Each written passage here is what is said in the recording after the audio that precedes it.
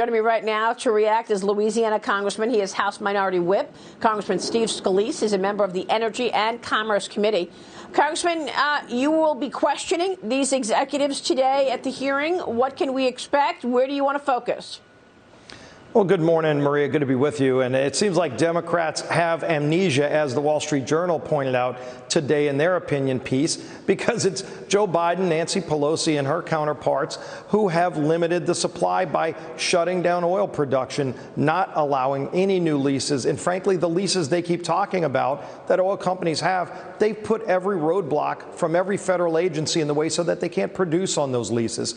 Look, you've got every federal agency, from the Department of Interior to Energy, now the SEC, every agency is putting out rules to make it harder to drill. And let's not forget, Maria, Joe Biden, when he was a candidate for president of the United States, said he's going to shut down production, make it harder for companies to drill in America. Just a few months ago, these same Democrats here in Congress were berating those oil executives, telling them to stop producing oil in America. And because of these regulations, they can't produce as much oil in America, and it's made us more reliant on thugs like Putin and other dictators who are limiting supply so they can raise the price. Let's open up American energy, get all these federal agency roadblocks out of the way so we can produce oil in America and lower the cost at the pump.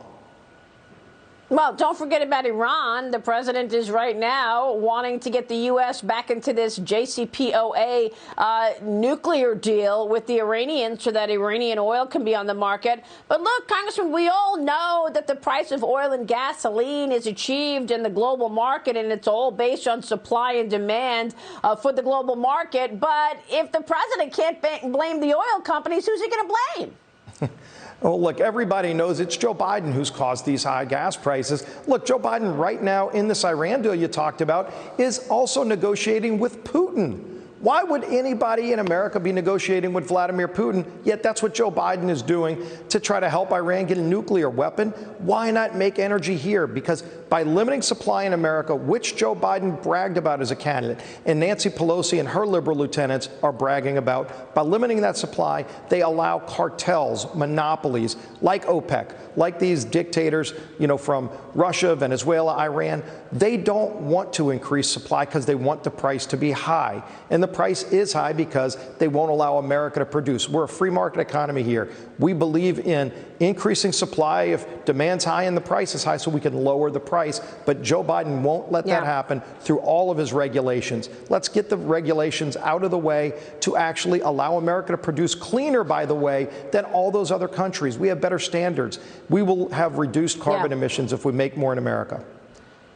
Well, look, let's face it, we are looking at inflation that is stinging. The last reading was 7.9% average inflation right now. And we just spoke with the former president of the Kansas City Federal Reserve, Thomas Honig, and he said that inflation is going to run up to 8.5% in the coming months. And we're all feeling it in all ways. The cost of traveling, taking a flight is up big time as fuel prices grip consumers. The average price for a flight right now up 40% from January to travel, with costs expected to go up 10% in the next month. So this is driving up the cost of a domestic flight by about $100 since the beginning of the year, Congressman. That's just one area of inflation. We've also got food prices higher, gasoline prices higher, even services higher. So it's really coming at us in all ways as a result of the price of gasoline and fuel.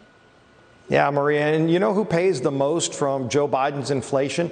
It's lower and middle income families. They are getting crushed by these higher prices. You go to the grocery store and everything's 20 to 30% higher. Fertilizer's 300% higher or more when you talk to farmers. That's ultimately going to lead to even higher prices. And then Joe Biden, by the way, proposed $45 billion in new taxes on oil and gas. So if you're angry about the price you're paying already, which is too high at the pump, Joe Biden wants you to pay more. And he broke his promise to you because he said if you make less than $400,000, you won't pay anything in new taxes. You're already paying probably $3 or $4 a gallon more every time you fill up because of Joe Biden's failed policies. Those are tax increases on lower and middle income families, the very people he promised he wouldn't go after. Well, I'm glad you mentioned the budget and what he's doing at the budget, because I've got this report from Larry Lindsay that I'm looking at, and there are all these rosy projections in the budget as well. For example, the budget is expecting that the 91-day Treasury bill rate is going to be up 0.2% for 2022. We're already looking at yields skyrocket right now, so that's way off. They're looking at growth of 4% for the economy. That's way off. We've already got expectations of a recession, if not a 1% growth number for the economy for 2022. So we're talking about massive, pie in the sky expectations with this budget. And why is there no increase in spending for Homeland Security and a decrease in spending in defense, Congressman? Walk us through what's going on with this budget, because the U.S. southern border is about to get much worse. Democrats are even acknowledging that the administration has no plan to deal with a surge of migrants expected once Title 42 goes away. Senate Republicans want to reinstate Title 42 in the new COVID relief package. What are your thoughts on what's going on at the border, and compare that to the money that Joe Biden is proposing for example, the IRS spending up 20%, Homeland Security and defense down when compared to inflation? Yeah, Maria, these are devastating numbers. When you look at Joe Biden's budget, it shows you where his priorities are. He wants to double the size of the IRS and yet reduce spending on things like protecting our country and our homeland. I mean, look, again, this is the same party that supported defunding the police. They're still pushing those kind of defunding policies. They're trying to defund the Border Patrol agents and ICE. And by getting rid of Title 42, what that really is, that's a tool that our Homeland Security forces, the Border Patrol agents on the ground, use to try to secure America's border. And what they're estimating by what Biden is doing just in these last 2 weeks will actually lead to probably 500,000 or more people coming across our border illegally every single month, Maria. Over 500,000. Today we might be at 30,000 a month, which is way too high. Way too high. They want to go to over 500,000 people crossing illegally every month. Think of all the fentanyl, the drugs that are already coming into our country. We had 100,000 Americans killed last year from fentanyl coming across our southern border. Joe Biden's done nothing. In fact, he's making that worse, because by opening up the border, he is turning operational control of our southern border over to drug cartels who will bring more fentanyl, more human trafficking across the border.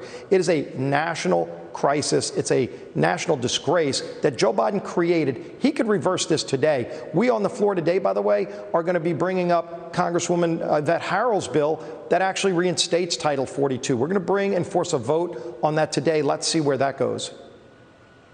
Yeah, I think it's a really important vote and an important subject. You talk about the fentanyl. Joe Biden hasn't discussed fentanyl at all. Why not just tell Xi Jinping to stop producing fentanyl in China and sending it into America the way President Trump did during his time?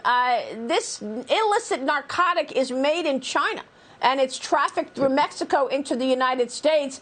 Congressman, also, you just mentioned 500,000 potentially coming in. We've already seen 2 million people come into this country on Joe Biden's watch. What is another 500,000 going to mean? Who are they? Because I'm hearing that there are a handful of people being apprehended who were on the terror watch list.